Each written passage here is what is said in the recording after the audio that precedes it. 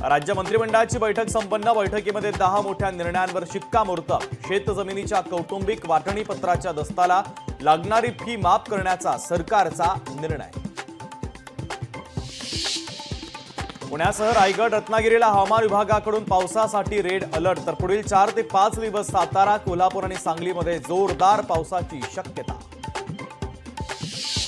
मान्सूनपूर्व पावसामुळे राज्यात 37,000 हेक्टरवरील पिकांचं नुकसान। एनडीआरएफच्या निकषानुसार मदत दिली जाणार। कॅबिनेटच्या बैठकीनंतर मदत आणि पुनर्वसन मंत्री मकरंद पाटलांची माहिती।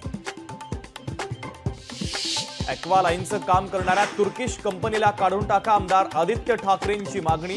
काल झालेल्या पावसानं वरळी मेट्रो स्थानकामध्ये झालं होतं पाणीच पाणी।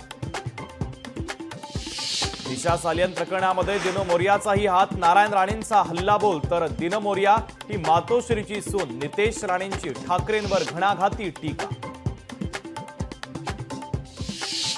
महिला आयोगाच्या अध्यक्षा रुपाली चाकणकरांच्या विरोधातच महिला आयोगामध्ये तक्रार। रुपाली चाकणकर यांच्यापासून जीवाला धोका। संगीता भालेराव यांची फेसबुक पोस्ट।